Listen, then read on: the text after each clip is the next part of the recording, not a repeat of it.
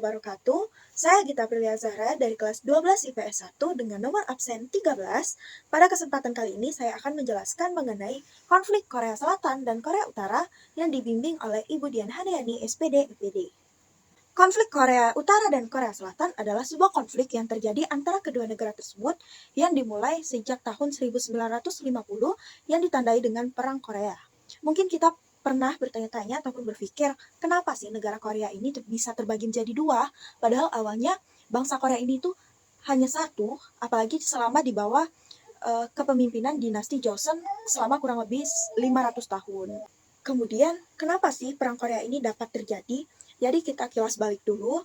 Pada tahun 1910 hingga 1945, Korea sendiri itu dijajah oleh pihak Jepang. Tapi pada 1945 bisa kita ketahui bahwa Jepang itu kalah dari Perang Dunia Kedua yang ditandai dengan pengeboman kota Nagasaki dan Hiroshima. Mendengar kekalahan Jepang di Perang Dunia Kedua, Uni Soviet langsung berusaha mengamankan negara Korea.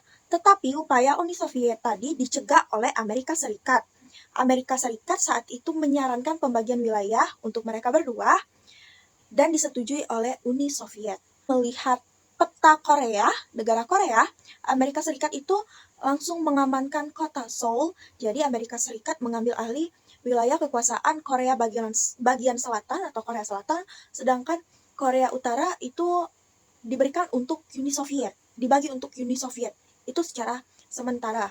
Dengan pembagian wilayah ini ada batas, yaitu garis lintang 38 derajat. Kemudian, Amerika Serikat itu menunjuk Lee Sung-man untuk menjadi presiden Korea Selatan, dan akhirnya pada 15 Agustus 1945, Korea Selatan mendeklarasikan kemerdekaan bagi negaranya, dengan presiden pertama yaitu Lee Sung-man. Nah, tetapi melihat hal itu, Korea Utara itu mereka melihat kayak Korea ini udah merdeka tapi masih ada campur tangan Amerikanya. Jadi Korea Utara yang saat itu dipimpin oleh Kim Il-sung itu kayak merasa ada yang janggal gitu. Apalagi perbedaan ideologinya antara kedua negara itu, di mana Korea Utara dengan ideologi komunis, sedangkan Korea Selatan itu dengan ideologi liberalis atau demokratis gitu.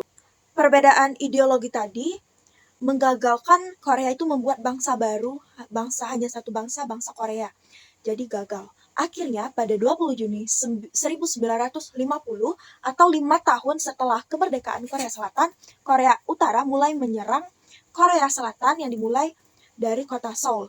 Dan fakta menariknya, pihak Korea Utara hanya bisa merebut kota Seoul hanya dalam waktu 3 hari. Mereka terus menyerang Korea Selatan sehingga akhirnya Korea Selatan itu tinggal sedikit atau hanya tinggal tersisa wilayah Busan gitu. Amerika Serikat yang melihat bahwa Korea Selatan yang menjadi wilayahnya itu yang sepaham sama mereka, satu ideologi sama Amerika Serikat, akhirnya memberikan bantuan kepada Korea Selatan. Tapi sebelum memberi bantuan itu, Amerika Serikat melapor dulu nih ke pihak PBB, Perserikatan Bangsa-Bangsa, bahwa Korea Utara ini sudah melanggar hak asasi manusia dan melakukan genosida kepada negara Korea Selatan. Nah, kemudian Amerika Serikat menunjuk Jenderal Kemiliteran Douglas MacArthur untuk mengirim pasukannya ke Korea Selatan. Dan akhirnya pasukan Amerika Serikat ini bisa masuk ke Korea tepatnya pada sekitar bulan Juli 1950. Jenderal kemiliterannya tadi membuat strategi teriak di timur dan serang di barat. Nah, jadi dengan strategi ini, jenderal kemiliterannya itu menyerang dulu dari kota Busan naik ke daerah yang namanya Jangsalri. Itu dia mengirim tentara-tentara pelajar gitu.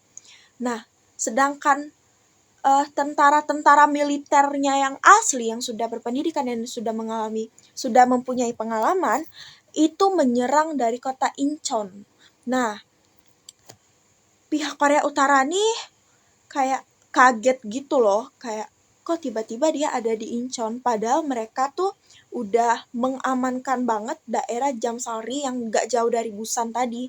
Tiba-tiba pihak pihak militer Amerika Serikat masuk semua dari kota Incheon dan berhasil merebut Korea Selatan kembali, terutama di kota Seoul. Jadi memang target daerah utama yang ingin diambil lagi oleh Jenderal Kemiliteran Amerika Serikat tadi itu kota Seoul, karena kota Seoul itu dapat menghubungkan atau dapat terhubung ke daerah-daerah lain. Lee Seung-man yang melihat tentara bantuan militer dari Amerika Serikat ini udah menguasai kota Seoul, akhirnya mereka merebut kembali seluruh wilayah kekuasaan Korea Selatan, bahkan mereka melewati batas garis 38 derajat tadi, dan bahkan mereka bisa melewati batas dan akhirnya bisa merebut kota Pyongyang juga. Sampai Korea Utara itu ada juga yang direbut oleh Korea Selatan. Bantuan dari China tadi, keadaan mulai membaik nih. Korea Utara udah ibaratnya bisa diambil alih, Korea Selatan mulai bergerak ke wilayah sendiri, sudah tidak menguasai Korea Utara lagi gitu. Setelah kondisinya stabil, Korea Utara dan Korea Selatan itu sudah mendapatkan wilayahnya masing-masing kembali seperti awal. Akhirnya perang ini bukan didamaikan, tapi dilakukan gencatan senjata oleh pihak PBB. Seperti kita ketahui, sekarang terlibat perang dingin kedua negara itu. Perbedaan ideologi antara kedua negara tersebut. Dan sekarang seperti kita ketahui, Kim Jong-un itu sedang menyiapkan senjata nuklirnya. Itu kalau misalnya amit-amit bakalan terjadi lagi perang Korea. Jadi kedua negara ini, kalau misalnya perang Koreanya berlanjut, kedua negara ini tuh udah siap-siap. Dengan apa? Yang pertama, kalau untuk dari sisi Korea Utara, dia udah menyiapkan senjata dan tenaga nuklir. Jadi dia udah siap lah senjata nuklirnya, bom segala macam.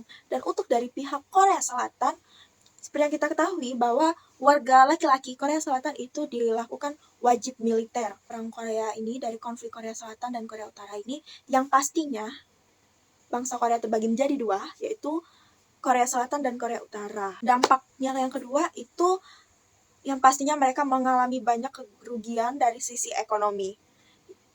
Dan yang terakhir itu korban jiwa.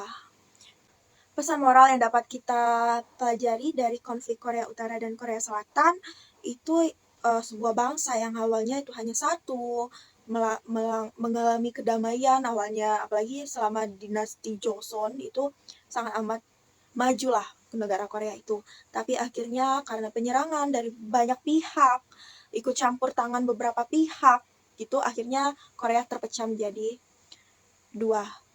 Nah, itu menurut aku sangat bisa dijadikan pembelajaran bagi negara kita, apalagi negara kita Indonesia, yang sekarang mungkin kondisi politiknya belum stabil. Itu bisa kita lihat tuh dari pengalaman negara lain, karena mereka tidak mengalami kestabilan politik lah tiap hari, sehingga akhirnya negara mereka terpecah menjadi dua gitu, karena ada hutan wilayah kekuasaan dari negara yang berbeda ideologi. Semoga negara kita tetap bisa menjadi negara dengan ideologi nasionalis, tetap berbentuk negara republik tanpa adanya campur tangan pihak asing. Itu saja yang dapat saya sampaikan mengenai konflik Korea Utara dan Korea Selatan. Mohon maaf apabila ada salah pengambilan informasi.